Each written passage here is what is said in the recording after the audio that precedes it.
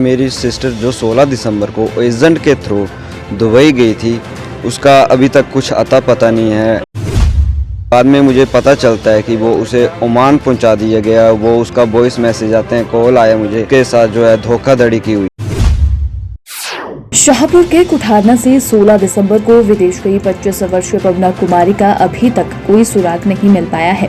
ऐसे में बुधवार पीड़ित परिवार की ओर से पवना के भाई रोहित कुमार ने भाजपा नेता कमल शर्मा की अगुवाई में केंद्रीय मंत्री अनुराग ठाकुर के साथ मुलाकात की और अपनी बहन के साथ हुई धोखाधड़ी को उनके समक्ष रखा। वहीं इस बारे में कमल शर्मा ने कहा कि उन्होंने केंद्रीय मंत्री अनुराग ठाकुर को मेल के माध्यम से इस बाबत जानकारी साझा की थी, जिन्होंने त्वरित कार्रवाई करते हुए विदेश मंत्रालय को इस पर संज्ञान लेने के लिए कह दिया था। वहीं केंद्रीय मंत्री अनुराग ठाकुर ने कहा कि बीते 10 सालों में भारत की मोदी सरकार मददगार बनी है। कल तक भारत मदद मांगने वालों में से था, आज मदद देने वालों की सूची में शुमार है। चाहे ऑपरेशन गंगा हो या फिर कुछ अन्य, हर हाल में हम मददगार साबित हुए हैं। ठीक इसी तर्ज पर विदेशों में फंसे भारतीयों को भी हर हाल में सकुशल बचाकर लाने में भी कामयाब हुए हैं। उन्होंने कहा कि जो जानकारी हमें प्राप्त हुई है उस दिशा में भी हमने सार्थक कदम आगे बढ़ाए हैं। जल्द ही उन्हें इसमें भी कामयाबी मिलेगी। जहाँ तक मोदी सरकार की बात है, पिछले 10 वर्षों में देखा गया कि हर भारतीय की मददगार बनी है तो मोदी सरकार।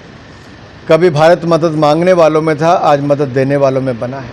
चाहे ऑपरेशन गंगा हो, ऑपरेशन दोस्त है, अन्य ऐसे ऑपरेशन चले जहां पर विदेशों से भी भारतीयों को बचाकर निकाला गया, और जिसकी भी मुश्किल में कोई विदेश में भी रहा उसको भी निकालने का काम, मदद करने का काम मोदी सरकार ने किया, अब भी करेंगे।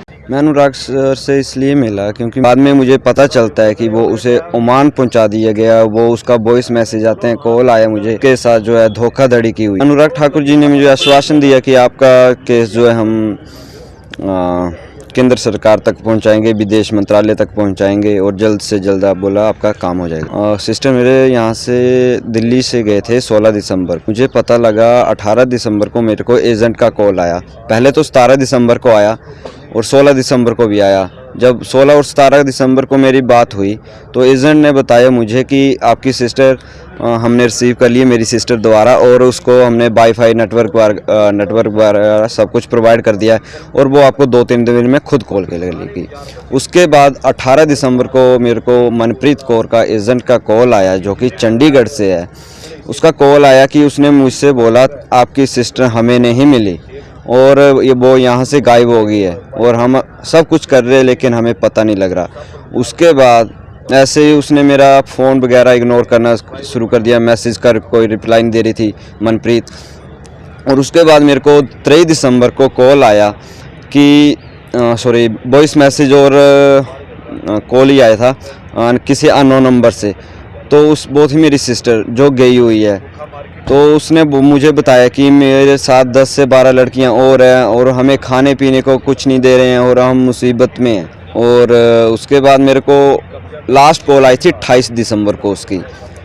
तो 28 दिसंबर को उसने इतना बताया कि मुझे इतना पता कि मैं ओमान के एयरपोर्ट से 10 किलोमीटर दूर हूँ। और उसके बाद एजेंट को भी ASP सर ने बुलाया हुआ था, हितेश लखनपाल सर ने। तो उनके द्वारा एजेंट को पता लग गया था कि इसकी बात इसकी सिस्टर से हो रही है, कैसे भी। उसके बाद उसने पहले बोला हुआ था सिस्टर ने मेरी ने कि अगर एजेंट को पता लग गया तो मुझे और परेशान करेंगे और मेरा कॉल या मैसेज नहीं आ पाएगा। तो उसके बाद एजेंट को जब 28 दिसंबर को लगा पता, तो उसके बाद उसका कोई कॉल या मैसेज नहीं आया।